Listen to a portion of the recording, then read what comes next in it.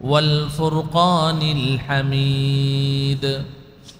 أعوذ بالله من الشيطان الرجيم. بسم الله الرحمن الرحيم.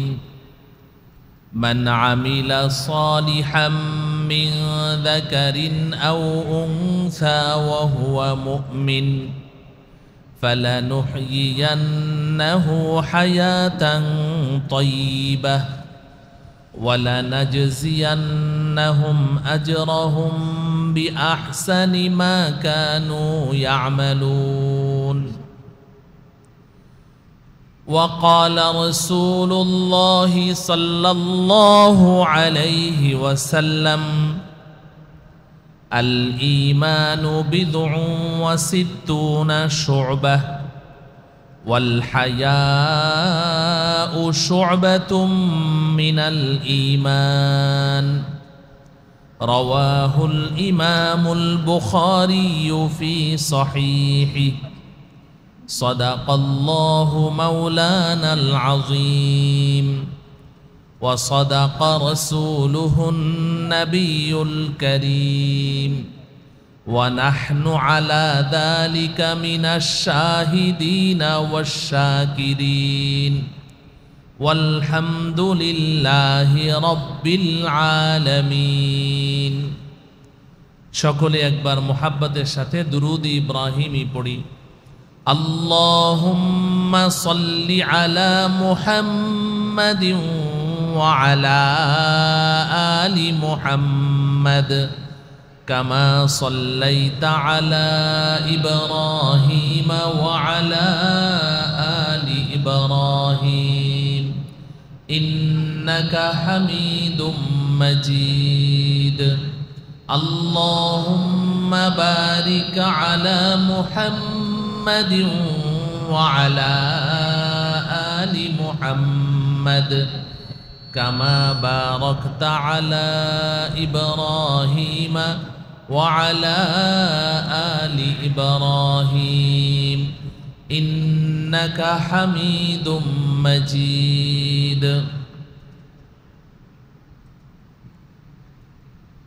সিলিমপুর বাজার মদিনাতুল উলুম হাফিজিয়া কওমি মাদ্রাসা ও এতিমখানার উদ্যোগে আয়োজিত অধ্যকার বার্ষিক জলসার সম্মানিত সভাপতি হযরত উলামায়ে কেরাম, আইম্মায়ে মাসাজিদ, খুতাবায়ে ইজম,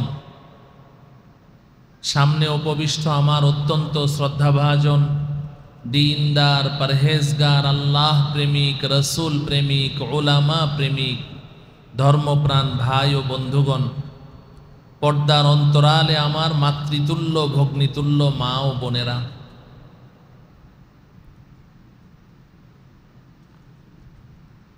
এই পৃথিবীতে যা কিছু হয় সব আল্লাহ পাকের ইচ্ছায় হয়। আল্লাহ পাকের যা ইচ্ছা তাই হয়, বান্দার যা ইচ্ছা তা হয় না। বান্দার ইচ্ছা যদি আল্লাহ পাকের ইচ্ছার সাথে মিলে তবেই সেটা বাস্তবায়ন হয়। ঢাকা থেকে দুপুরে খাওয়া দাওয়া করেই সাথে সাথে গাড়িতে উঠেছি। এখানে এসে আসরের নামাজ পড়ার কথা, সেই জায়গায় মাগরিবের জামাতও পাওয়া যায়নি। মাঝখানে পথ হারিয়ে সেই আপনার এদিক দিয়ে টাঙ্গাইলের রোড, আমাদের নবীনগর থেকে চন্দ্রা বাইপাইল, ওটা পুরাটাই সবসময় জ্যাম থাকে, ব্লক।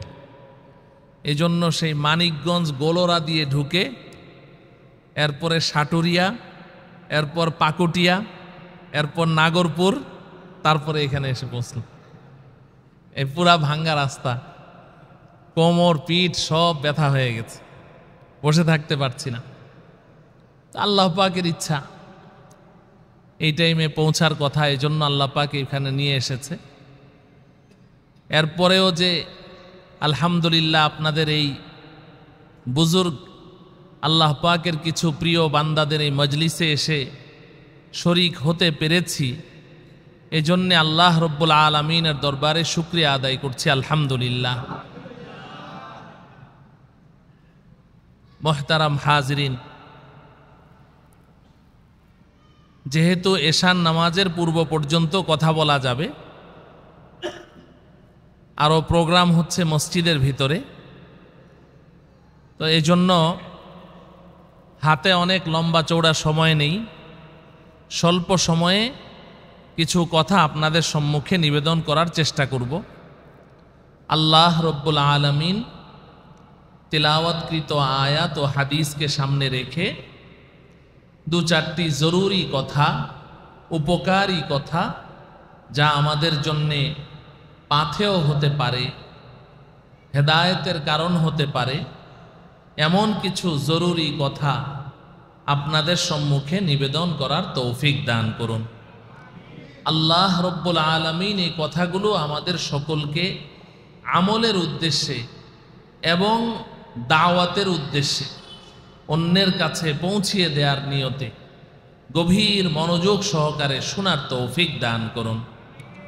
মুহতারাম হাজিরিন, এখানে আমরা যারা উপস্থিত আছি এবং যারা আমাকে শুনছেন, প্রতিটি মানুষ আমরা মনে প্রাণে বিশ্বাস করিও জানি যে আমরা এক সময় এই পৃথিবীতে কেউ ছিলাম না, আমরা এই পৃথিবীতে ছিলাম না। পাশাপাশি এই কথাও আমরা মনে প্রাণে বিশ্বাস করি যে একদিন আমরা এই পৃথিবীতে থাকব না, একদিন ছিলাম না, একদিন থাকব না।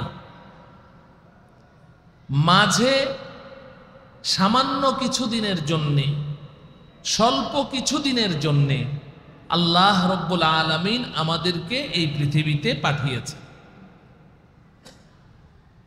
সঙ্গত কারণেই আমাদের সামনে তিনটি প্রশ্ন।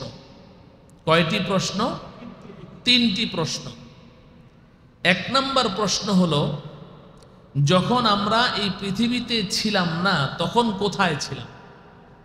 আমি যখন এই পৃথিবীতে আসিনি তখন ছিলাম কোথায়? আপনি যখন এই পৃথিবীতে আসেননি তখন ছিলেন কোথায়? এই প্রশ্নটা জাগে কি জাগে না? ছিলাম কোথায়? দুই নম্বর প্রশ্ন হলো, যখন এই পৃথিবী ছেড়ে আমি চলে যাব তখন যাব কোথায়? এটা হলো দুই নম্বর প্রশ্ন। কোথাও না কোথাও তো যাব।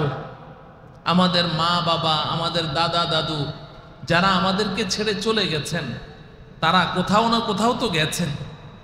তো দুই নম্বর প্রশ্ন হলো যাব কোথায়।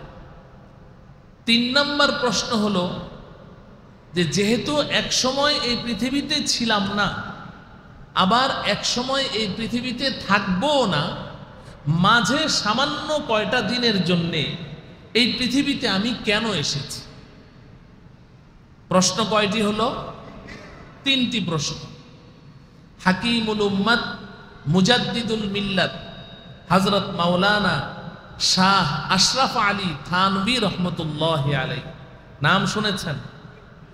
আশরাফ আলী থানভীর নাম জানে না এই উপমহাদেশে এমন মুসলমানের সংখ্যা খুব কমই আছে।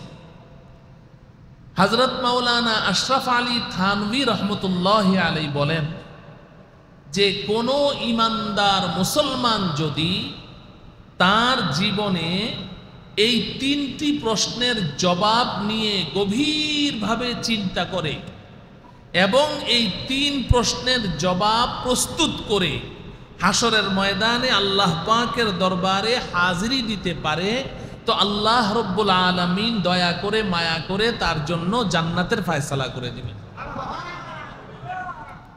তাহলে আমার আপনার প্রত্যেকের জীবনে মৌলিক প্রশ্ন কয়টি? তিনটি। এক নম্বর প্রশ্ন হলো ছিলাম কোথায়? বলেন, এক নম্বর প্রশ্ন। দুই নম্বর প্রশ্ন হলো যাব কোথায়? দুই নম্বর প্রশ্ন কি? তিন নম্বর প্রশ্ন হলো কেন এলাম? তিন নম্বর প্রশ্ন কি? বাস, ছোট্ট ছোট্ট তিনটি প্রশ্ন। ছিলাম কোথায়, যাব কোথায়, কেন এলাম, এই তিনটি প্রশ্ন। তাই আমি এই সংক্ষিপ্ত সময়ে আপনাদের সম্মুখে এই তিনটি প্রশ্নের জবাব নিয়ে দু চারটি কথা আলোচনা করতে চাই। আল্লাহ রব্বুল আলামিন আমাকে ইখলাসের সাথে কথাগুলো পেশ করার তৌফিক দান করুন। মুহতারাম হাজিরিন, প্রথম প্রশ্ন আর দ্বিতীয় প্রশ্নের জবাব একটাই। প্রথম প্রশ্ন হলো ছিলাম কোথায়, আর 3 নম্বর প্রশ্ন, 2 নম্বর প্রশ্ন হলো যাব কোথায়।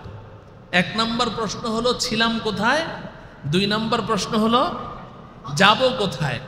এই দোনোটা প্রশ্নের জবাব একটাই, আমরা সবাই ছিলাম জান্নাতে। বলেন আলহামদুলিল্লাহ।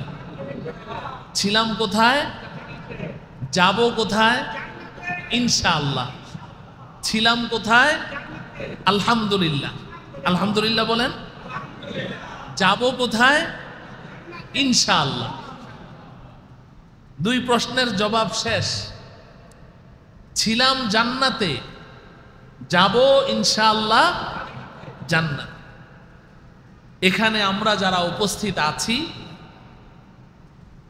সবাই আমরা কম বেশি জানি যে আমাদের সকলের আব্বাজান হযরতে আদম আলাইহিস সালাম, আমাদের সকলের আম্মাজান হযরতে হাওয়া আলাইহাস সালাম। আমাদের আব্বা আম্মাকে সৃষ্টি করে আল্লাহ রব্বুল আলামিন কোথায় থাকতে দিয়েছিলেন? জান্নাতে থাকতে দিয়েছিলেন।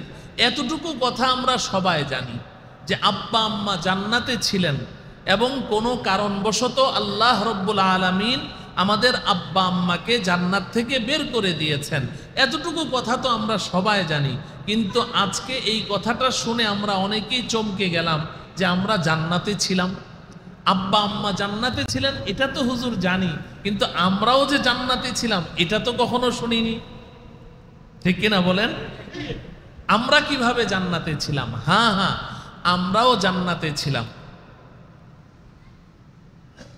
হযরত মাওলানা সানাউল্লাহ পানিপথি রহমতুল্লাহ আলাইহি তাফসীরে মাজহারি, একটি তাফসীরের গ্রহণযোগ্য কিতাব, ওই কিতাবের মধ্যে লিখেছেন এবং অন্যান্য মুফাসসিরিনে কেরাম লিখেছেন, সূরাতুল বাকারা 32 নং আয়াতে আল্লাহ রব্বুল আলামিন আমাদের আব্বা আম্মাকে যে জান্নাত থেকে বের করে দিয়েছেন, জান্নাত থেকে বের করার সময় যেই কথাটি বলে বের করেছেন ওই কথাটি সূরাতুল বাকারার 32 নং আয়াতে আছে। আল্লাহ রব্বুল আলামিন বলেন, কুল নাহবিতু মিনহা জামিআ। আল্লাহ পাক বলেন যে আমি বললাম আদম হাওয়া তোমরা সব আমার জান্নাত থেকে নেমে যাও, তোমরা সবাই আমার জান্নাত থেকে নেমে যাও। এখানে আপনারা শিক্ষিত মানুষ খুব সংক্ষেপে একটা কথা বুঝেন, পৃথিবীতে যত ভাষা আছে সমস্ত ভাষার মধ্যে বচন 2টি। বচন কয়টি? এক বচন, বহু বচন। বলেন এক বচন, বহু বচন। বচন কয়টি? 2টি। একজন হইলে তুমি, একের অধিক হইলে তোমরা, আপনি আপনারা, আমি আমরা, সে তাহারা। একজন হইলে সে, আর একের অধিক যদি 1 লক্ষ হয় তাও তাহারা, আবার 2 জন হইলেও কি তাহারা। আপনি যদি একজন হন আপনি অথবা তুমি, 2 জন হইলেও তোমরা, 2000 হইলেও কি। তাহলে বচন কয়টি? এক বচন, বহু বচন।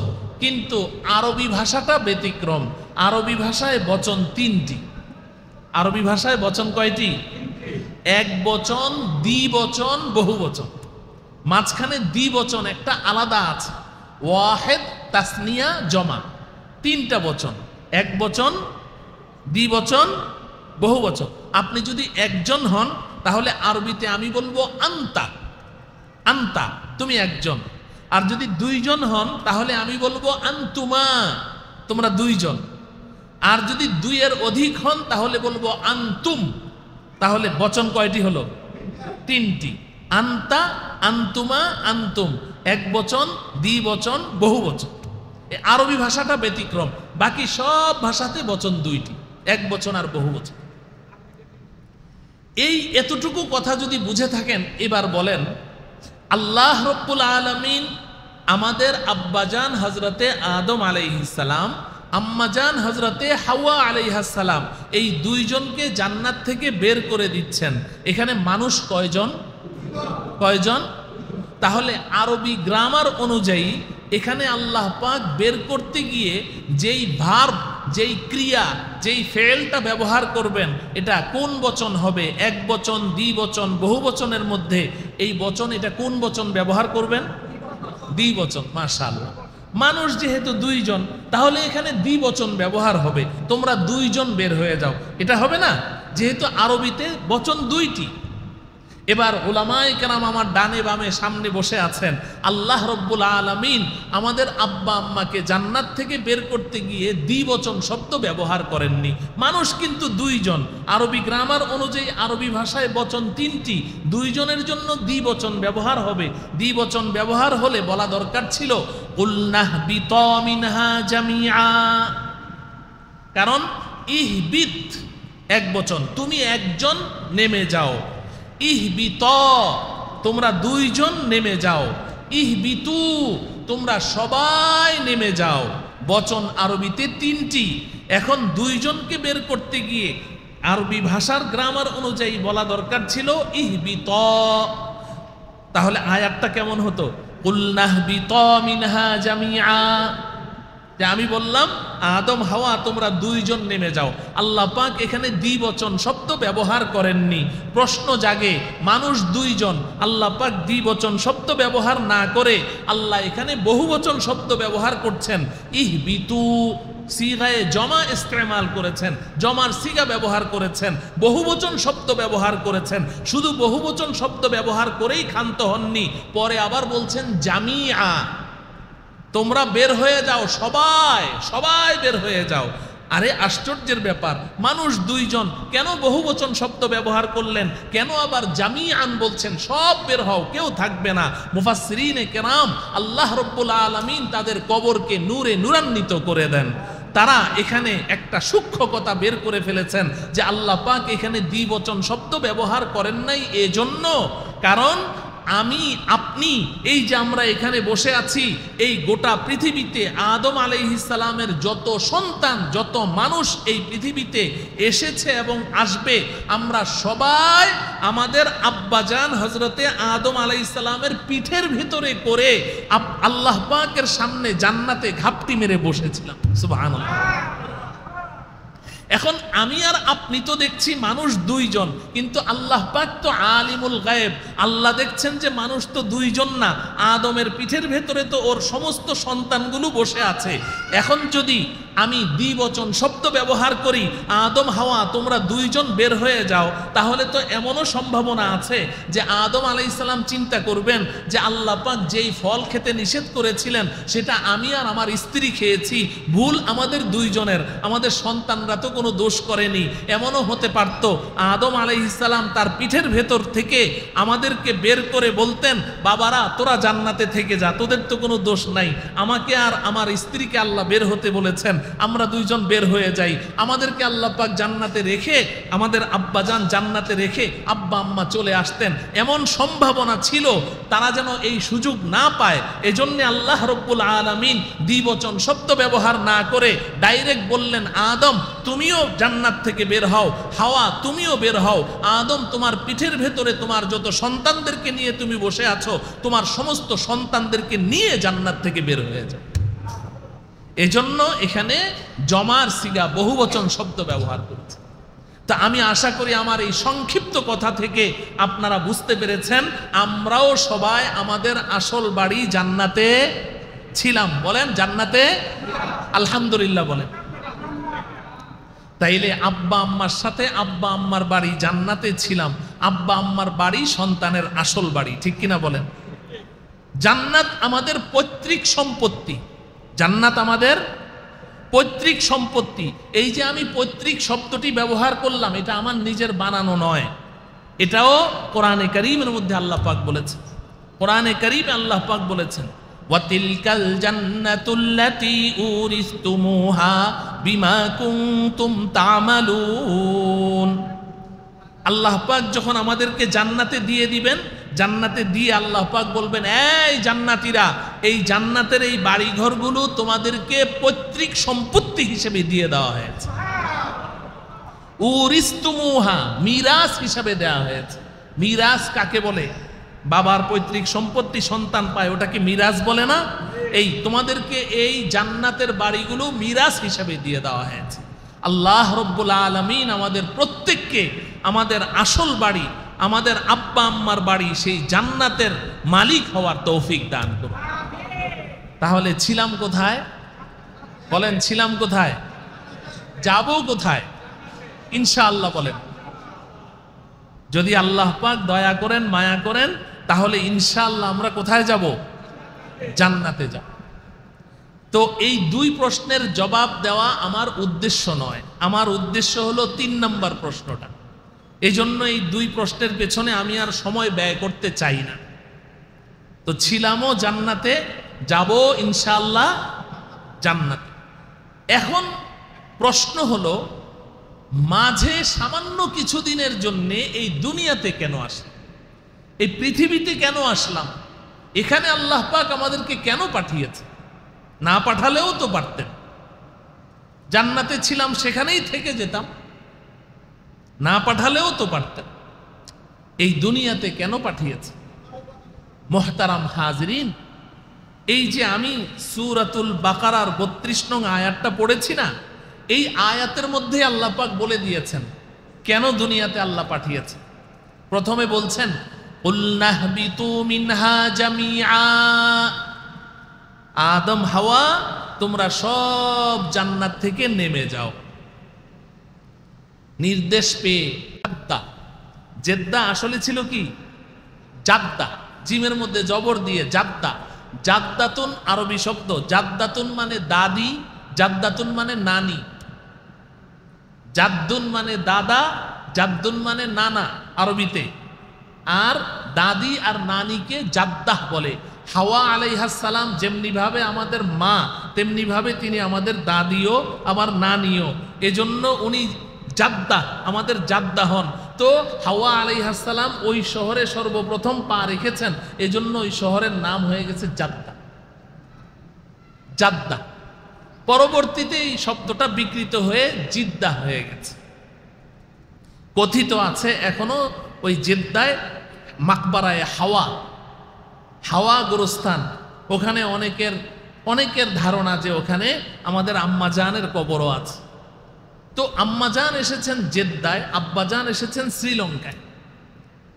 তো দুনিয়াতে যে আসলেন, ওনাদের কি মনটা খুশি না বেজার? কথা বলেন। বেজার। জান্নাত থেকে দুনিয়াতে পাঠিয়ে দিচ্ছে, মনটা কি অনেক খারাপ। তো আল্লাহ পাক সান্ত্বনা দিচ্ছেন, ফাইম্মা ইয়াতিয়ান্নাকুম মিন্নি হুদা ফামান তাবিআ হুদায়া ফালা খাউফুন আলাইহিম ওয়ালা হুম ইয়াহজানুন। আদম হাওয়া তোমরা সব আমার জান্নাত থেকে নেমে যাও। এখন নেমে যাওয়ার পরে যখন আব্বা আম্মার মন খারাপ, তো এবার আল্লাহ পাক সান্ত্বনা দিয়ে বলছেন, ফাইম্মা ইয়াতিয়ান্নাকুম মিন্নি হুদা। আদম মন খারাপ করো না, হাওয়া মন খারাপ করো না, আমি অতি সত্বর আমি তোমার মাধ্যমে এবং নবী রাসূল পয়গম্বরগণের মাধ্যমে, আসমানি কিতাবের মাধ্যমে তোমার সন্তানদের কাছে একটা হেদায়েত নামের ব্যবস্থাপত্র পাঠাবো। এই যে জান্নাতের মালিকানাটা তোমার হাতছাড়া হয়ে গেল, আর তোমাদের কারণে তোমাদের সন্তানদেরও হাতছাড়া হয়ে গেল। এখন জান্নাতের মালিকানা আবার ফেরত পেতে হলে কিছু কাগজপত্র, ব্যবস্থাপত্রের প্রয়োজন আছে না নাই? তো আল্লাহ রব্বুল আলামিন বলছেন, আমি ওই জান্নাতের বাড়ির মালিকানা ফেরত পাওয়ার জন্যে তোমাদের কাছে আমি আল্লাহ নিজেই দয়া করে, মায়া করে হেদায়েত নামের একটা ব্যবস্থাপত্র পাঠাবো। বলেন ব্যবস্থাপত্রটার নাম কি? হেদায়েত। বলেন কি? ফাইম্মা ইয়াতিয়ান্নাকুম মিন্নি হুদা। হুদা হেদায়েত নামের একটা ব্যবস্থাপত্র পাঠাবো। ফামান তাবিআ হুদায়া ফালা খাউফুন আলাইহিম ওয়ালা হুম ইয়াহজানুন। আল্লাহ পাক বলেন, হে আদম, তুমি তোমার সন্তানদেরকে বলে দাও আমার পক্ষ থেকে প্রদত্ত হেদায়েত নামের এই ব্যবস্থাপত্র তোমার সন্তানদের মধ্য থেকে যারা যারা গ্রহণ করবে এবং ওই হেদায়েত পত্রটা হাতে নিয়ে হাসরের ময়দানে আমার সামনে হাজিরি দিবে, আমি আল্লাহ ওই জান্নাতের মালিকানা আবার তার হাতে ফেরত দিয়ে দেব। তাহলে এই আয়াতের মধ্যে আল্লাহ বলছেন ফালা খাউফুন আলাইহিম ওয়ালা হুম ইয়াহজানুন। যদি হেদায়েত নামের ব্যবস্থাপত্র তোমার সন্তানেরা গ্রহণ করে, বলে দিও তাদের কোনো ডর নেই, ভয় নেই, কোনো আক্ষেপ নেই, কোনো আফসোস নেই যে ইস জান্নাতের বাড়িটা হাতছাড়া হয়ে গেল। ওদেরকে আক্ষেপ করতে মানা করে দিও, ভয় করতে মানা করে দিও, ওদেরকে নির্ভয়ে থাকতে বলো। আলা ইন্না আউলিয়া আল্লাহি লা খাউফুন আলাইহিম ওয়ালা হুম ইয়াহজানুন। তোমার সন্তানদের যারা যারা আমার পক্ষ থেকে পাওয়া ওই হেদায়েত নামের ব্যবস্থাপত্রটা গ্রহণ করবে, তাদেরকে আমি আল্লাহ নিজের বন্ধু বানিয়ে নিব, বন্ধু বানিয়ে নিব। আউলিয়া আল্লাহ, ওলি, ওলি শব্দের অর্থ বন্ধু। ওলি শব্দের অর্থ কি? বন্ধু। বন্ধু বলেন না, ওলি অর্থ কি? আমরা বলি না যে অমুকে আল্লাহর ওলি। আল্লাহর ওলি মানে কি? আল্লাহর বন্ধু। কোরআনে কারীমে আল্লাহ এই কথা বলেছেন, এগুলো একটাও আমাদের বানানো কথা নয়। আল্লাহু ওয়ালিয়্যুল্লাযীনা আমানু ইউখরিজুহুম মিনায-যুলুমাতি ইলান-নূর। যারা খাঁটি ঈমানের মালিক হয়েছে এবং আল্লাহ পাকের পক্ষ থেকে ওই হেদায়েত নামের ব্যবস্থাপত্র গ্রহণ করেছে, আল্লাহ বলেন যে আল্লাহ তাদের বন্ধু। যখন বন্ধু হয়ে গেল, তাহলে বন্ধুর জন্য জান্নাত তৈরি করে রেখেছে।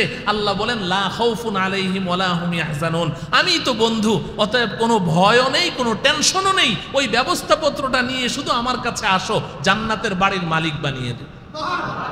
আল্লাহ রব্বুল আলামিন আমাদের সকলকে আমাদের আসল বাড়ি, আমাদের মা বাবার বাড়ি, আমাদের পৈতৃক সম্পত্তি, জান্নাতের মালিকানা আবারও পুনরায় উদ্ধার করে এরপরে আল্লাহ পাকের দরবারে হাজিরি দেওয়ার আমাদের সকলকে তৌফিক দান করুন। মুহতারাম হাজিরিন, এখন প্রশ্ন হলো, কথা তো আমরা বুঝলাম, ছিলাম জান্নাতে, যাব জান্নাতে ইনশাআল্লাহ বলেন, এবং দুনিয়াতে কেন এসেছি? ওই জান্নাতের মালিকানা ফেরত পাওয়ার জন্য, হেদায়েত নামের ব্যবস্থাপত্র গ্রহণ করার জন্য। জান্নাতের মালিকানা ফেরত পেতে হেদায়েত নামের ব্যবস্থাপত্র গ্রহণ করার জন্য দুনিয়াতে এসেছি, ঠিক কিনা বলেন? এখন প্রশ্ন হলো, এই হেদায়েত নামের ব্যবস্থাপত্রটা কি? বাস আমি এই প্রশ্নের জবাব দিয়ে কথা শেষ করে ফেলব যে হেদায়েত, সবই তো বুঝলাম যে হেদায়েত নামের ব্যবস্থাপত্র গ্রহণ করতে দুনিয়াতে আল্লাহ আমাদেরকে পাঠিয়েছেন। এই হেদায়েত নামের ব্যবস্থাপত্র যদি গ্রহণ করতে পারি, নো টেনশন, নো চিন্তা, আর কোনো চিন্তা নেই। আল্লাহ পাক জান্নাত এটা দিয়েই দিবেন, এটা তো বলেই দিয়েছেন। এখন প্রশ্ন হলো, হেদায়েত নামের ব্যবস্থাপত্রটা কি? বাস এই কথাটা জানার জন্যেই আমরা আজকে এই মাহফিলে এসেছি, বলেন ঠিক না বেঠিক? আজকে মাহফিলে এই কথাটা জানতে এসেছি যে হেদায়েত নামের এই ব্যবস্থাপত্রটা কি, যেটা আল্লাহ পাক আমাদেরকে দিয়েছেন। মুহতারাম হাজিরিন, এই কথাটাই আল্লাহ রব্বুল আলামিন কোরআনে কারীমের অন্য আয়াতের মধ্যে বলেছেন। আল কোরআন ইউফাসসিরু বাযুহু বাযান, কোরআনের এক আয়াত আরেক আয়াতের তাফসীর করে। এখন এই আয়াতের তাফসীরে আল্লাহ রব্বুল আলামিন অন্য আয়াতে এই হেদায়েতের ব্যাখ্যা দিয়ে দিয়েছেন, বড় চমৎকার করে ব্যাখ্যা দিয়েছেন, বড় সংক্ষিপ্তভাবে দিয়েছেন। একটা মানুষও এখানে নেই যে এটা বুঝবে না, একেবারে এত সহজ করে আল্লাহ পাক ব্যাখ্যা দিয়েছেন। আমি দোয়া করি আমার সামনে যারা বসে আছেন, আমাকে যে সমস্ত যুবক ভাইয়েরা রিসিভ করে নিয়ে এসেছেন বড় উৎসাহের সাথে, বিশেষ করে আমার যুবক ভাইদেরকে আল্লাহ পাক এই কথাটা বুঝার তৌফিক দান করুন যে হেদায়েত নামের এই বস্তুটা কি জিনিস। আল্লাহ পাক রব্বুল আলামিন কোরআনে কারীমে বলছেন, মান আমিলা সালিহাম মিন যাকারিন আও উনসা ওয়া হুয়া মুমিন ফালানুহয়িয়ান্নাহু হায়াতান তাইয়্যিবাহ ওয়ালানাজজিয়ান্নাহুম আজরাহুম বিআহসানি মা কানু ইয়ামালুন। আল্লাহ রাব্বুল আলামিন বলেন, এই দুনিয়ার বান্দা, তুমি নারী হও আর পুরুষ হও, মিন যাকারিন আও উনসা, পুরুষ হও আর মহিলা হও, আমি আল্লাহর কথা ভালো করে শোনো, তুমি পুরুষ হও আর মহিলা হও, হেদায়েত নামের যে ব্যবস্থাপত্রের কথা আমি আল্লাহ বলেছি, এটা দুই জিনিসের নাম। কয় জিনিসের নাম? হেদায়েত নামের ব্যবস্থাপত্র কয় জিনিসের নাম? দুই জিনিসের নাম। আল্লাহ বলছেন এই দুইটা জিনিস বান্দা তুমি গ্রহণ করো, তুমি পুরুষ হও আর নারী হও, এই দুইটা জিনিস তুমি গ্রহণ করো, আমি আল্লাহ তোমার সাথে দুইটা ওয়াদা করলাম। সুবহানাল্লাহ। আল্লাহ পাক ওয়াদা ভঙ্গ করেন কোনো সম্ভাবনা আছে? আমাদের কাজ দুইটি, বলেন আমাদের কাজ কয়টি? আমাদের কাজ কয়টি? আল্লাহর ওয়াদা কয়টি? দুইটি। এই দুই কাজ হেদায়েত। আল্লাহ বলছেন এক নাম্বার মান আমিলা সলিহা, এক নাম্বার, আর দুই নাম্বার হলো ওয়াহুয়া মুমিন। বান্দা তোমার প্রথম কাজ হলো যে তুমি খাঁটি ঈমানের মালিক হয়ে যাও। সুবহানাল্লাহ। প্রথম কাজ কি? তুমি খাঁটি ঈমানের মালিক হয়ে যাও। সবাই শুনতে পাচ্ছেন? প্রথম কাজ কি? ঈমান। প্রথম কাজ কি? ঈমান। খাঁটি ঈমানের মালিক হয়ে যাও তুমি। ওয়াহুয়া মুমিন, শিরিক মুক্ত। ঈমানটা হওয়া লাগবে, ঈমানের সাথে কোনো শিরিকের সংমিশ্রণ থাকলে ওই ঈমান আল্লাহর কাছে গ্রহণযোগ্য। তাইলে শিরিক মুক্ত, বিদআত মুক্ত। বলেন দুই জিনিস মুক্ত, একটা হলো শিরিক মুক্ত, আরেকটা কি? বিদআত মুক্ত। শিরিক মুক্ত, বিদআত মুক্ত ঈমানের মালিক হয়ে যায়, এক নাম্বার কাজ। এখন শিরিক মুক্ত, বিদআত মুক্ত ঈমান কি জিনিস, এটা আমরা উলামায়ে কেরামের কাছ থেকে জেনে নিব যে শিরিক মুক্ত আর বিদআত মুক্ত ঈমান কাকে বলে, এটা জানতে হবে। শুধু আমি সবাই দাবি করছি এখানে যে হ্যাঁ ঈমান তো আমার আছে, কিন্তু আদৌ আমার ঈমান আছে কিনা এটা ঈমান বিশেষজ্ঞদের কাছে গিয়ে জেনে নিতে হবে। যে হুজুর আমাকে একটু এক্সরে করে দেখেন, এক্সরে রিপোর্টটা কি আসে, আমার মধ্যে ঈমান আছে কিনা, এটা জানার দরকার আছে না নাই? অবশ্যই আছে, অবশ্যই আছে। আমরা সামান্য একটু মাথা চক্কর দিলে, শরীর দুর্বল লাগলে ডায়াবেটিক পরীক্ষা করি, প্রেসার পরীক্ষা করি, হার্ট পরীক্ষা করি, লিভার পরীক্ষা করি, ব্লাড টেস্ট করি, ইউরিন টেস্ট করি, কত কিছু টেস্ট করি, কত কিছু টেস্ট করি, কিন্তু আজ পর্যন্ত কোনোদিন আমরা আমাদের নিজেদের ঈমানটাকে একবারও টেস্ট করেছি? একবারও করে। মন খারাপ করেন না, এটা কি টেস্ট করার দরকার আছে না নাই? তো আপনি তো বাস খুব আনন্দের সাথে আছেন যে না আর যাই হোক আমার ঈমান তো আছে, আর যাই হোক আমার ঈমান তো আছে। আরে বাবা, তোমার ঈমান আছে কিনা এই গ্যারান্টি তোমাকে কে দিয়েছে তোমার ঈমান আছে কিনা? এটার জন্য ঈমান বিশেষজ্ঞদের কাছে যাওয়া লাগবে কি লাগবে না? অবশ্যই লাগবে। ঈমান বিশেষজ্ঞদের কাছে গিয়ে আমাকে পরীক্ষা করতে হবে যে হুজুর আমি এই আকীদা, এই বিশ্বাস লালন করি, আল্লাহ সম্পর্কে আমার এই বিশ্বাস। আপনারা ছোটবেলা মক্তবে পড়েছেন ঈমানে মুফাসসাল, আমানতু বিল্লাহি ওয়া মালাইকাতিহি ওয়া কুতুবিহি ওয়া রুসুলিহি ওয়াল ইয়াউমিল আখিরি ওয়াল কদরি খাইরিহি ওয়া শাররিহি মিনাল্লাহি তাআলা ওয়াল বাসি বাদাল মাউত। ঈমানে মুফাসসাল পড়েছেন কি পড়েননি? এই 7টি বিষয়ের উপরে আপনার সহি শুদ্ধ বিশুদ্ধ আকীদা এবং বিশ্বাসের নাম হলো ঈমান। এখন এই আপনার বিশুদ্ধ আকীদা বিশ্বাস আছে না নাই এটা টেস্ট করা লাগবে না? আপনি বলবেন যে না হুজুর আমি তো আল্লাহকে বিশ্বাস করি। তো আল্লাহকে তো ইহুদিরাও বিশ্বাস করে, ইহুদিরাও আল্লাহকে বিশ্বাস করে, খ্রিস্টানরাও আল্লাহকে বিশ্বাস করে। খ্রিস্টানরাও কি করে? বিশ্বাস করে। কিন্তু ইহুদিরা কয় আল্লাহ দুইজন। নাউজুবিল্লাহ বলেন। ইহুদিরা কি বলে? আল্লাহ দুইজন। খ্রিস্টানরা বলে আল্লাহ তিনজন। নাউজুবিল্লাহ বলেন। হিন্দুরাও আল্লাহ বিশ্বাস করে, হিন্দুরা কয় আল্লাহ 33 কোটি। নাউজুবিল্লাহ বলবে না? ওরা কি বলে? 33 কোটি প্লাস, খালি 33 কোটি না, 33 কোটি প্লাস। তো তাইলে আপনি বলেন যে আমি আল্লাহকে বিশ্বাস করি, কারণ আল্লাহকে আপনি কিভাবে বিশ্বাস করেন এটা কি আপনার জানা লাগবে না? প্রত্যেকটা বিষয় জানতে হবে। আমাদের মধ্যে আমরা যারা এক আল্লাহকে বিশ্বাস করি, তাওহীদে বিশ্বাসী, এক আল্লাহতে বিশ্বাসী, আল্লাহ ওয়াহদাহু লা শারীকা লাহু, আল্লাহর কোনো শরীক নেই, কোনো সমকক্ষ নেই। আল্লাহুস সামাদ, লাম ইয়ালিদ ওয়া লাম ইউলাদ, আল্লাহ কাউকে জন্ম দেননি এবং আল্লাহকেও কেউ জন্ম দেয়নি। ওয়া লাম ইয়াকুল লাহু কুফুয়ান আহাদ, আল্লাহ পাকের কোনো সমকক্ষ কেউ নেই। আমরা যারা তাওহীদে বিশ্বাসী, আমাদের মধ্যেও আল্লাহ সম্পর্কে বিশ্বাসে অনেক ভ্রান্ত ধারণা আছে। আপনাদের এই অঞ্চলের মধ্যে আছে একদল আছে, এরা বলে আল্লাহর আমাদের যেমন হাত পাও চোখ কান নাক আছে, আল্লাহরও এরকম হাত পাও চোখ কান নাক আছে। নাউজুবিল্লাহ বলবেন না? ওনারা নিজেদেরকে আহলে হাদিস বলে পরিচয় দেয়। আহলে হাদিস ভাইয়েরা, ওনাদের শায়েখদের বক্তব্য শুনবেন, ওনারা বলে বক্তারা আমরা যেমন এইভাবে চেয়ারে হাত থাপ্পড় দিয়ে দিয়ে বক্তৃতা দেই, আল্লাহ পাক আরশের মধ্যে এরকম চেয়ারে বাড়ি দিয়ে দিয়ে বক্তৃতা দেয়। নবাব সিদ্দিক হাসান খান আহলে হাদিসদের ইমাম, ওনার ছেলে পরিষ্কার লিখেছে কিতাবের মধ্যে। তাইলে আল্লাহ সম্পর্কে যদি এই ধারণা রাখে, আবার আল্লাহ সম্পর্কে আমাদের দেশে অনেক মানুষ এমন ধারণা রাখে যে আল্লাহ দুনিয়াতে নাই, এখানে আল্লাহ নাই, আল্লাহ শুধু আরশে আছে, আর কোথাও আল্লাহ নাই। নাউজুবিল্লাহ বলবেন না? এই বিশ্বাসও রাখে। তো তাহলে আমার বিশ্বাস সঠিক আছে কিনা, আমি এটা শুধু আপনাদের আকলে একটু প্রশ্ন রেখে গেলাম যে আমি যে এই যে একটা নিশ্চিন্ত ভাবে আমি ঘুমাচ্ছি যে আমার তো ঈমান আছে, আর যাই হোক ঈমান তো আছে, কিন্তু আরে বাবা ঈমানটা আছে কিনা এটা টেস্ট করো। তুমি একজন ঈমান বিশেষজ্ঞ, হক্কানি রব্বানি একজন আলেমের কাছে গিয়ে এই 7টি বিষয়ে যে তোমাকে বিশ্বাস রাখলে তুমি ঈমানদার হবে, এই 7টি বিষয় ভালোভাবে জেনে নাও। আমরা জেনে নিব তো ইনশাআল্লাহ। তো আল্লাহ পাক বলছেন বান্দা 2 কাজ। হেদায়েত নামের ব্যবস্থাপত্র কয় কাজ মনে রাখবেন তো ইনশাআল্লাহ? 1 নাম্বার হলো খাঁটি ঈমান। 1 নাম্বার কি?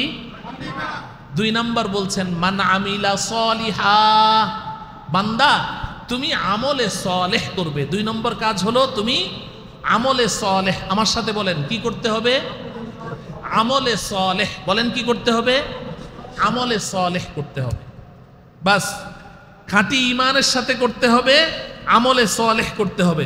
বলেন কিসের সাথে করতে হবে? খাঁটি ঈমানের সাথে। কি করতে হবে? আমলে সলেহ। বলেন কি করতে হবে? এই 2টা শব্দ মুখস্থ করেন, আর কিচ্ছু লাগবে না। আমার এই দুনিয়াতে আসার 2 কাজ। দুনিয়াতে আসার কয় কাজ? 2 কাজ। আমলে সলেহ করতে হবে। বলেন কি করতে হবে? আমলে সলেহ। কিসের সাথে? ঈমানের সাথে। কি করতে হবে? আমলে সলেহ। বলেন কি করতে হবে? কিসের সাথে? খাঁটি ঈমানের সাথে। এই 2টা কাজ আল্লাহ পাক বলছেন বান্দা তুমি করো, আমি আল্লাহ তোমার সাথে 2টা ওয়াদা করলাম। আল্লাহ পাকের 2টা ওয়াদা আপনাদেরকে শোনানোর আগে আমি আমলে সলেহ কি জিনিস এই ব্যাপারে 5 মিনিট কথা বলতে চাই। আমলে সলেহ কি জিনিস এটা হলো আমার মূল উদ্দেশ্য। ঈমান তো আমরা কিছুটা হলেও বুঝি, তো আমলে সলেহ কি জিনিস? আল্লাহ বলছেন মান আমিলা সলিহা। 1 নম্বরে বলেছেন যে আমলে সলেহ করো, মিন যাকারিন আও উনসা, তুমি পুরুষ হও আর মহিলা হও, তুমি আমলে সলেহ করো। ওয়া হুয়া মুমিন, ঈমানের সাথে করো। কিসের সাথে?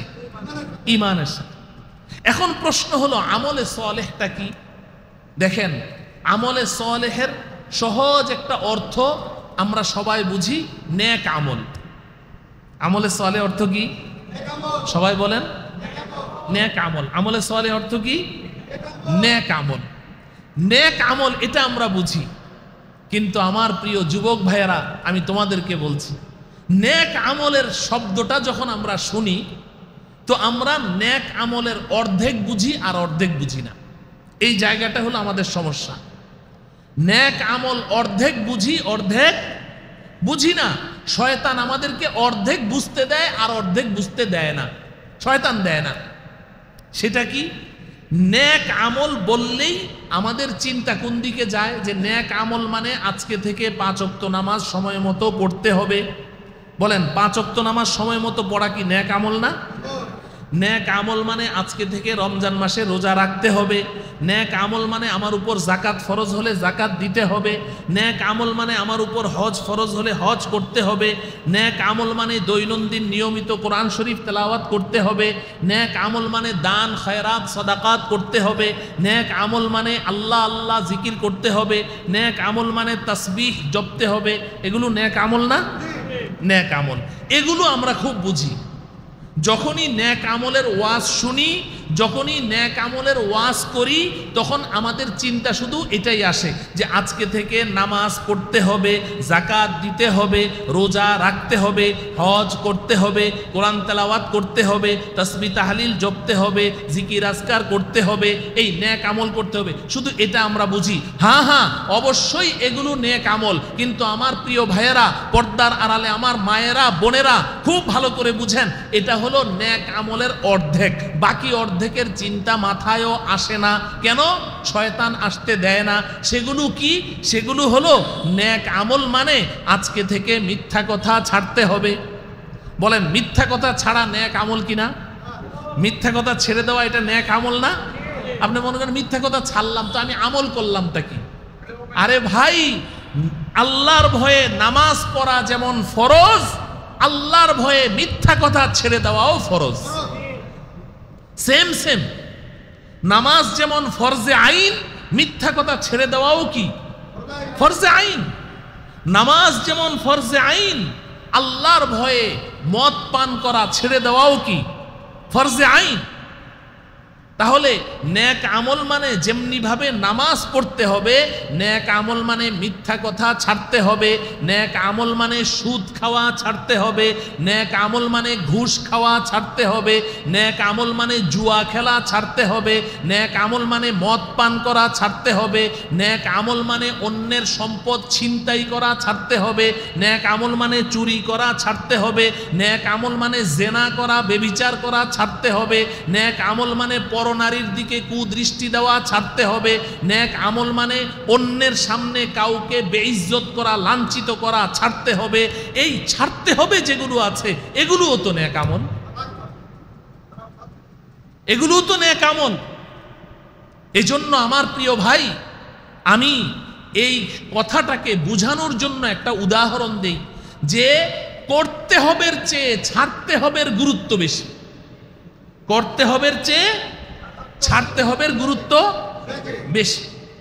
শোনেন, দুই বন্ধু মাছ মারতে গেছে। আপনাদের এদিকে মাছ মারে না? বড়শি দিয়ে মাছ মারে। তো দুই বন্ধু মাছ মারতে গেছে। মাছ মারতে গিয়ে এখন দুই বন্ধু বড়শি ফেলেছে। এক বন্ধুর বড়শিতে একটু পরে পরে খালি মাছ উঠে, ফেলতে দেরি মাছ উঠতে দেরি নেই, খালি মাছ উঠে। আরেক বন্ধু বড়শি ফেলে বসে থাকে, ওর ঘুম ধরে যায়, তাও মাছ ধরে না। মাঝে মধ্যে একটা দুইটা মাছ উঠে, খুব কম। এখন মাছ ধরে যেই পাত্রটার মধ্যে মাছ রাখে ওই পাত্রটাকে কি বলে আপনাদের এলাকায়? খালই।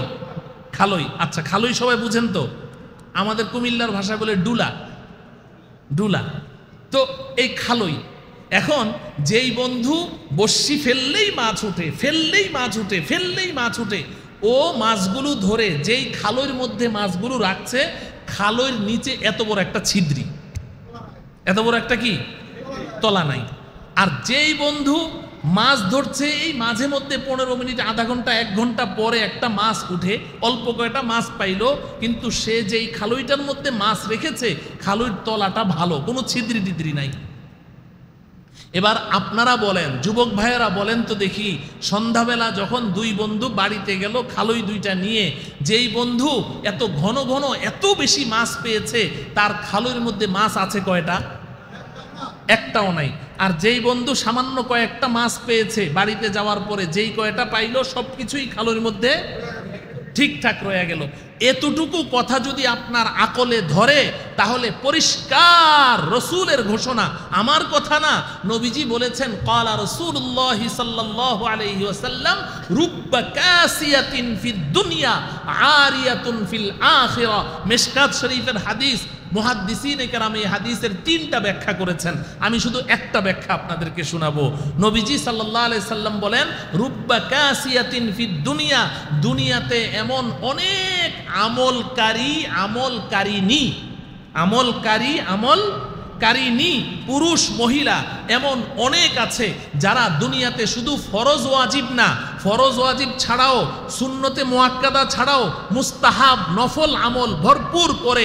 শুধু 5 ওয়াক্ত ফরজ নামাজ পড়েই ক্ষান্ত হয় না, সকালে ইশরাকের নামাজ পড়ে, চাশতের নামাজ পড়ে, আওয়াবিনের নামাজ পড়ে, তাহাজ্জুদের নামাজ পড়ে, সোমবারের রোজা রাখে, বৃহস্পতিবারের রোজা রাখে, প্রতি চন্দ্র মাসের 3 দিন 13, 14, 15 তারিখ আইয়ামে বীজের রোজা রাখে, দান খয়রাত করে, প্রচুর আমল করে। নবীজি বলেন আরিয়াতুন ফিল আখিরা, হাসরের ময়দানে গিয়ে দেখবে তার নেকির খালইটা খালি, কিচ্ছু নাই। নাউজুবিল্লাহ বলেন, নাউজুবিল্লাহ বলেন। হাসরের ময়দানে গিয়ে দেখবে তার নেকির খালই খালি, বলবে রব্বুল আলামিন ব্যাপারটা কি, সমাজের মধ্যে আমার মতো এত নামাজ তো কাউকে পড়তে দেখিনি, সমাজের মধ্যে আমার মতো এত রোজা রাখতে তো কাউকে দেখিনি, সমাজের মধ্যে আমার মতো এত দান খয়রাত করতে তো কাউকে দেখিনি, আমি এত আমল করলাম, আমার নেকির খালই খালি কেন, ঘটনাটা কি? ও আমার প্রিয় ভাইয়েরা, আল্লাহ রব্বুল আলামিনের পক্ষ থেকে জবাব আসবে, রে হতভাগা, রে হতভাগিনী, তুই তো প্রচুর পরিমাণ নেক আমল করেছিস, কিন্তু যেই পরিমাণ নেক আমল করেছিস ওই পরিমাণ তুই এই গুনাহগুলোতে অভ্যস্ত ছিলি, এই গুনাহগুলা তুই ছাড়িস নাই। তুই মানুষের সম্পদ লুট করেছিস, তুই মানুষের অন্তরে কষ্ট দিয়েছিস, তুই 2-3-4 জনকে নিয়ে বসলেই মানুষের গীবত শেকায়েত করতি, তুই কুটনামি করতি, তুই এইভাবে শরাব পান করতি, কিংবা তুই জেনা করতি, কিংবা তুই অমুক গুনাহটা করতি। এই গুনাহের কারণে তোর নেকির থলির যে খালই আছে, খালুর তলা ছিদ্রি হয়ে গেছে, নেকি সব বের হয়ে গেছে। নাউজুবিল্লাহ। এই হচ্ছে এই হাদিসের ব্যাখ্যা। ও আমার প্রিয় ভাই, আল্লাহ রব্বুল আলামিন আমাদেরকে যাকে যতটুকু তৌফিক দিয়েছেন, যত সামান্য ইবাদত বন্দিগি করি, ইবাদত বন্দিগি কতটুকুই বা আমরা করি, কতটুকুই করি, কিন্তু যতটুকু করি এটা যদি সংরক্ষিত রাখতে চান, এটা যদি আপনি সহি সালেম রাখতে চান, হাসরের ময়দানে গিয়ে যদি ওইটা পুরাপুরি পাইতে চান, আল্লাহ তো ওয়াদা করেছেন, ফামান ইয়ামাল মিসকালা যাররাতিন খায়রান ইয়ারা ওয়া মান ইয়ামাল মিসকালা যাররাতিন শাররান ইয়ারা। এই দুনিয়াতে যে যতটুকু আমল করেছে সব হাসরের ময়দানে ওইভাবেই পাবে, যতটুকু বদ আমল করেছে সেইভাবেই পাবে। আপনি যদি আপনার নেকিগুলোকে ওইভাবে অপরিবর্তিতভাবে আল্লাহর দরবারে পেতে চান, তাহলে আপনাকে গুনাহ ছাড়তে হবে, গুনাহ ছাড়তে হবে। নেক আমল শুধু করার নাম নয়, নেক আমল ছাড়ার নাম। এজন্য আমি সর্বশেষ সহজ একটা কথা বলি, আমাকে 7:30 পর্যন্ত সময় দেওয়া হয়েছে, সময় শেষ। সর্বশেষ একটা কথা বলি, মনে রাখবেন, মুখস্থ রাখবেন, ঈমান একটা গাছের নাম। বলেন ঈমান কি? ঈমান একটা বৃক্ষ, একটা গাছ। এই গাছের মোটা মোটা মূল ডালা হচ্ছে 2টি। এই গাছের মূল ডালা কয়টি? একটা গাছের মধ্যে এই যে আম গাছ, জাম গাছ, আপনারা বিভিন্ন গাছ দেখেন, সব ডালাগুলা কি এরকম মোটা মোটা থাকে? না, মোটা ডালা 2-3টা থাকে, বাকি সব ছোট্ট ছোট্ট ছোট্ট ছোট্ট ডালা থাকে, তাই না? তো ঈমান নামের বৃক্ষের মোটা ডালা কয়টি? বলেন কয়টি? 2টি। বলেন কয়টি? 2টি। ঈমান নামের গাছের মোটা ডালা 2টি। একটা ডালার নাম হলো করার কাজ করতে হবে। আমার সাথে বলেন, করার কাজ, করার কাজ। আরেকটা ডালার নাম ছাড়ার কাজ, ছাড়তে হবে। বলেন ছাড়ার কাজ। करने का काम करना होगा, छोड़ने का काम छोड़ना होगा। ईमानेर एक डालार नाम हलो करार काज करते होबे। बोलेन करार काज। आरेकटा डालेर नाम की? छाड़ार काज। बस এখন এই করার কাজ করতে হবে যে ডালাটা আছে, এটার নাম হলো করার কাজ করতে হবে। এখন এই মোটা ডালাটার মধ্যে ছোট্ট ছোট্ট অনেক ডালা আছে। নামাজ পড়তে হবে, রোজা রাখতে হবে, যাকাত দিতে হবে, হজ করতে হবে, কোরআন তেলাওয়াত করতে হবে, জিকির আজকার করতে হবে, তাসবিহ তাহলিল পড়তে হবে, দান খয়রাত করতে হবে, বড়দেরকে শ্রদ্ধা করতে হবে, ছোটদেরকে স্নেহ করতে হবে, প্রতিবেশীর হক আদায় করতে হবে। এইভাবে করতে হবে করতে হবে ওই ছোট্ট ছোট্ট ডালা। আর আরেকটা ডালা মোটা আছে, ওটার নাম হলো ছাড়ার কাজ, ছাড়তে হবে।